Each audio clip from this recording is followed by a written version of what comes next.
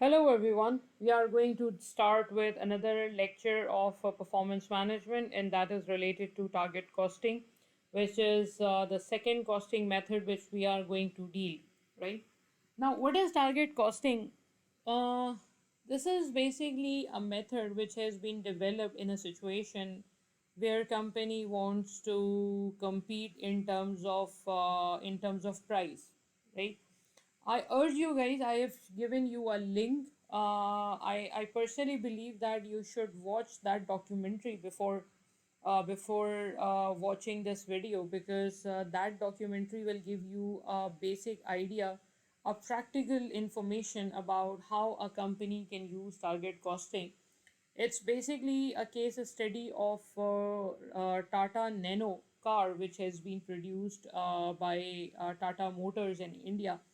So if I urge you guys to watch that video, you stop this video and try to watch that before starting with target costing, and then you can learn better what is the concept of target costing, right? So now, see what is the target costing? It's a very simple concept. Its concept says that look, if you see, competition can be done by using two different approaches. The first approach is that we may compete in terms of quality, right? We want to have a branded product, and we always launch a branded product. Our product is a brand. In that case, you are more concerned with the quality of the product, right? But there is another way to compete. I mean, if you are selling your product in a high income area where people are more concerned about the quality of the product, then you should try to make sure that your product is meeting the quality standards which is required by the customer, right?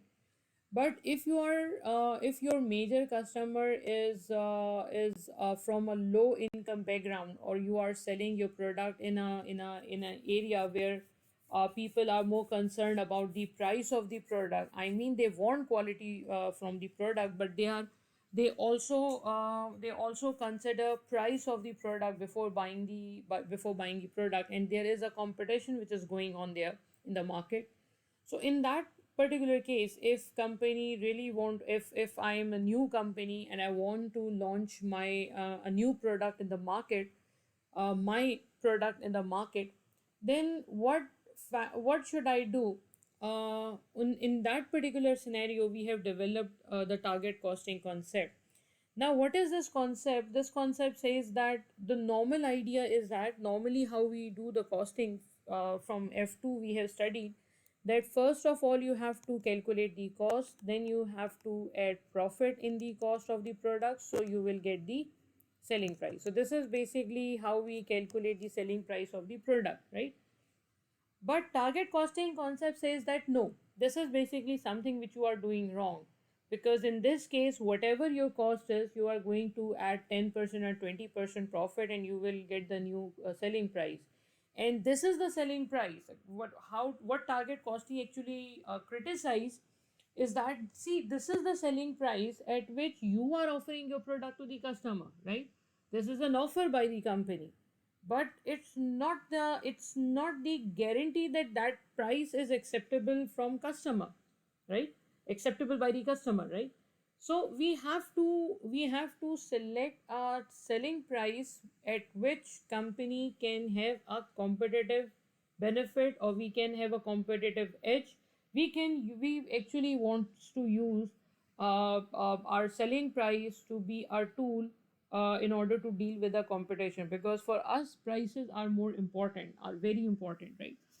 So target costing concept says that look, this is not the right way to do things, right? It says that first of all, try to explore the market, try to do a research in the market, right? And see how your competitor is working in the environment, right? What kind of product your customer is offering to the customer. Then after the analysis of your customer, sorry, what product your competitor is offering to the customer, and then after the competitor analysis, try to identify that what is the basic requirement of the customer, and what selling price you should offer that those qualities, those requirements of customers to the customer. I mean, why I'm saying this, because sometimes we consider something to be very important, but that is actually not the requirement by the customer. Suppose, I mean, in early 2000, there was a no, there was Nokia company which developed some which has developed some mobile phones that were really good in terms of the quality. I mean, they do not get break. I mean, 3310 is very famous for that. If you drop 3310 from a second story building, then it's not going to break, right? That was the kind of quality which they were offering. But that extra reliability, that extra durability is not required by the smartphones which we are having these days. Because if you are telling your customer that, look, we have developed a mobile phone that is going to last for 8 years or 10 years, that's a rubbish idea. Because technology is going to change after 2 to 3 years. There will be no need to put extra durability in the product. So target costing is actually concerned about two things. First is the requirement of the customer. What are the basic requirement of the customer? Number one. Number two, we should try to provide those requirement to the customer at a price which is less than the competitor's price. Now let me tell you what how. Um, suppose the selling price of the customer of the competitor or a competitive product is around $120, right? So we have decided that if we really want to attract the customers to our company, then we have to provide the same quality to the customers but at a lower price, right? So we have decided that our targeted selling price will not be 120. We will launch the same kind of product at $110. So we will launch the same product at $10 less than what our competitor is offering, right? Then obviously, if we are in the business, we require some profit from our product, right? So we have decided that, look, we want to charge a profit of 20% profit from the product. So 20% profit means, let me try to check this. Mm, I think it's 22, but let me check this. Yeah, it's 22.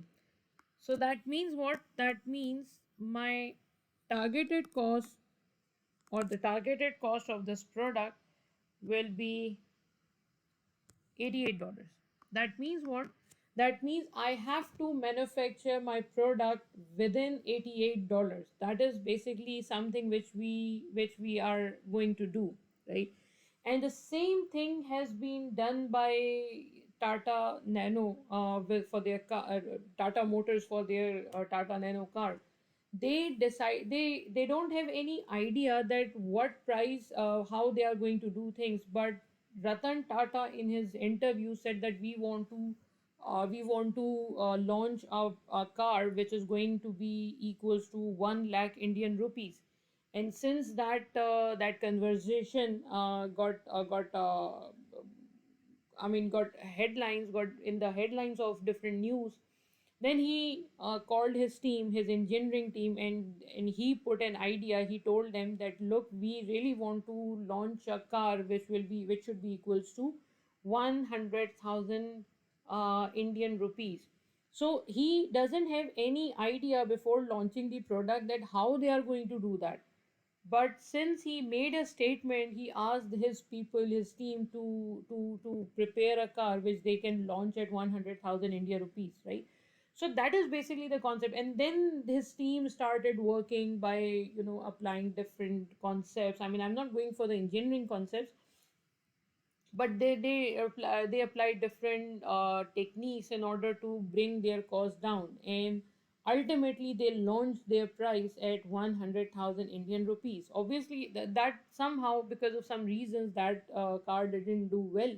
But again, the concept was there. They told the world that, look, we can do this. right? And then obviously you can improve your product afterwards, but this is something which is practically applicable.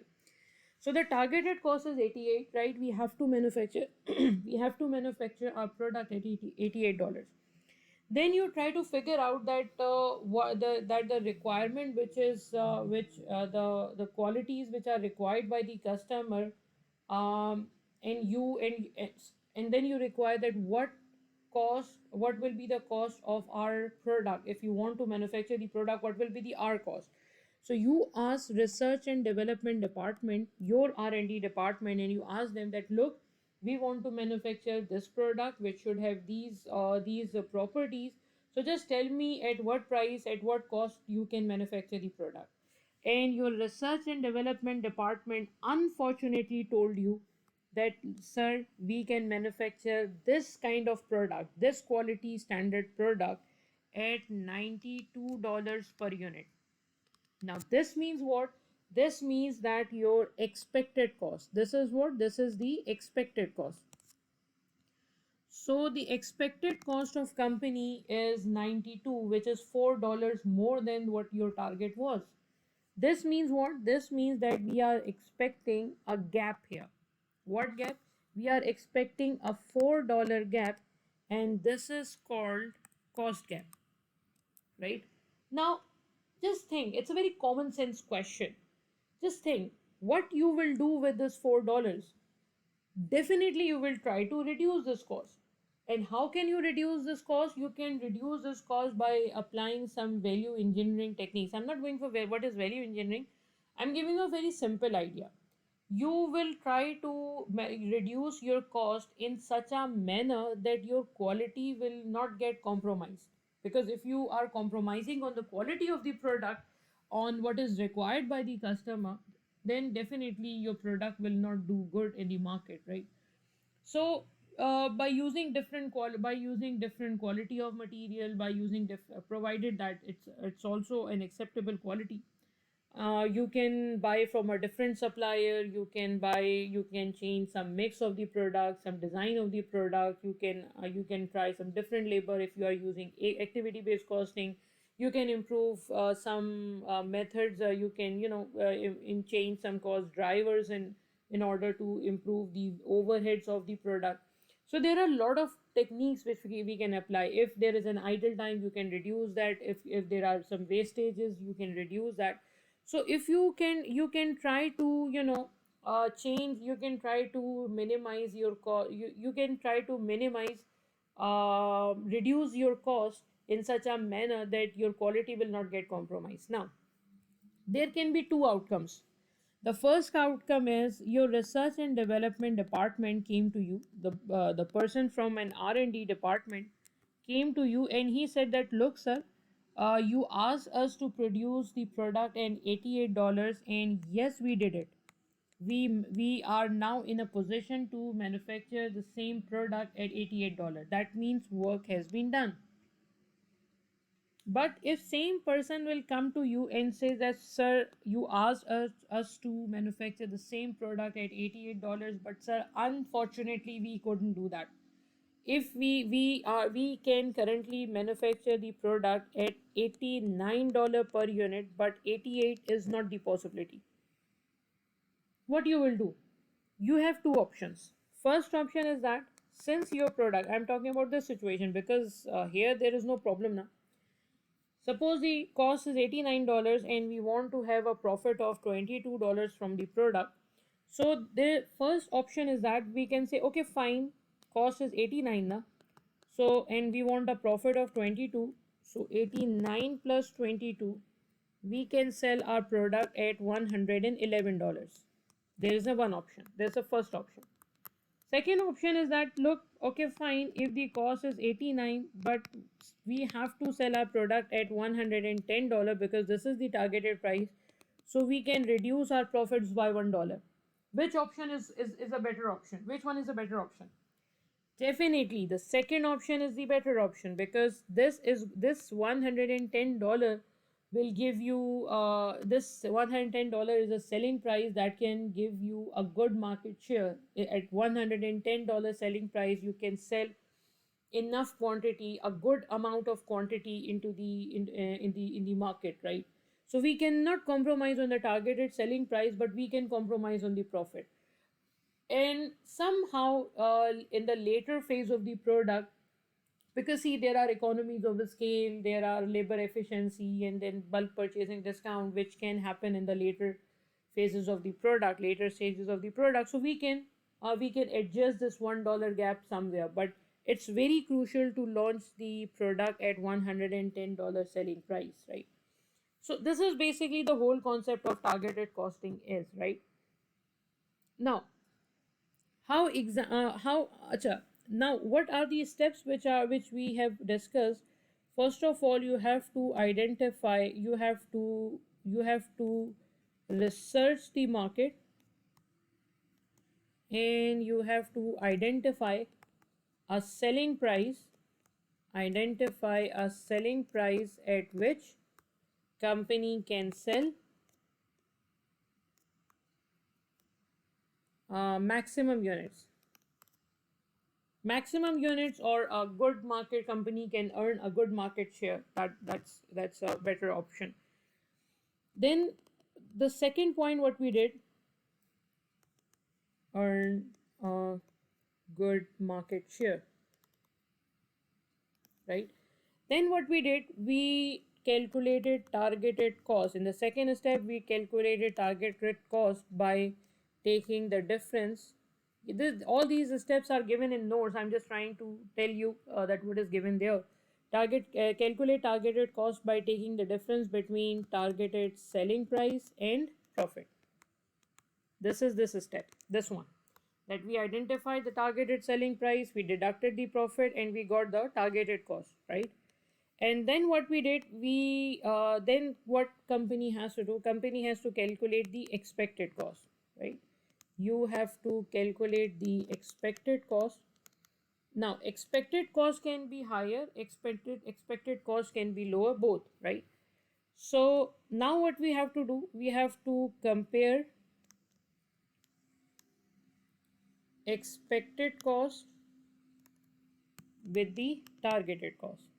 And why we are supposed to do this? In order to identify any cost gap,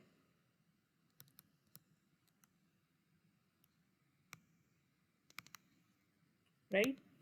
And when cost gap will exist, cost gap will exist, uh, cost gap exists when your expected cost is greater than targeted cost.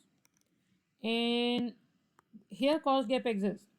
And where cost gap do not exist, when expected cost, I mean this is rare, but if your expected cost is less than your targeted cost, that means what? That means you are already manufacturing your product at a lower cost, right?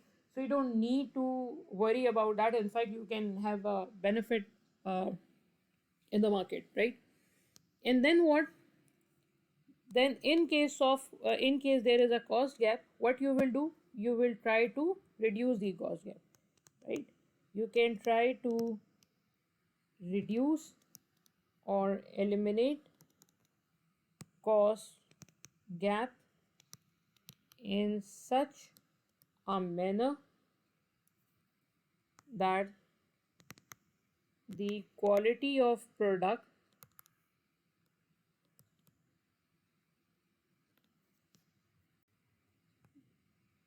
do not get compromised,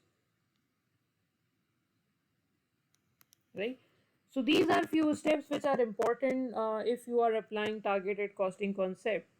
And if someone asks you that what is the benefit, what will be the benefit of using target costing, so the benefit is very simple, very clear. The first benefit is that company can eliminate the unnecessary cost at the starting of the production, because before the starting of the product, we have to, there is a pressure to the on the production manager to reduce the cost of the product. So whenever you try to reduce the cost of the product, whenever you need to, someone asks you to reduce the cost of the product, First what we do, we reduce the non value added activity. Now what do you mean by non value added activity? See, non value added activity or non value added cost is a better word. See, if there is an idle time cost, it's a non-value added activity. Idle time is not going to add any value into the cost of the product. Wastage is non-value added activity, right? After sales services, the inspection is not a value added activity, right? If your machinery is if you are waiting in your production department to secure material, and there is a waiting time cost, then that is not a value added activity. So first of all, you have to identify that if there is any non value added cost in the organization. In case of non value added cost, you try to eliminate that cost, extra storage cost, extra supervision cost. I mean, some cost which is not necessary for the company, you should try to reduce that cost. Try to just forget about that cost. I mean, try to eliminate that cost. And after doing all, if still there is a cost gap, then you should try to change the material, or change the material mix or design, because that can impact the quality of the product, right? So again, you have to keep this thing in mind, that quality should not get compromised, right? So at the early stages of the life of the early stages of the production process, we can identify some extra cost, some non-value added cost, and we can eliminate that. The second is, I think, is that since we are pressurizing production manager to reduce the cost, he can try to think outside the box, that how this cost can be reduced, right? He can try some innovative ways, which will not be the case if we are relaxing him by saying that, look, we want to follow cost plus pricing, so whatever cost you will incur, we will add 20% profit. We are saying no, we are not going to do that. We are saying that, look, you have to manufacture your product within $88, you cannot exceed $88, right? So we are pressurizing him, so he will try to innovate something, he will try to come up with some idea that's going to meet the expectations. And again, obviously, if you are manufacturing a product which is market oriented, which is actually the requirement of the customer, which we have selected after considering the norms of the market, then definitely it's going to give us benefit in early phases of the life, and we will be able to have a good market share, right? So this is basically the a very simple concept of target costing. So in the next video, we will do some questions of target costing, so that we can understand it better, right? Thank you for watching this video. Have a nice day. Allah Hafiz.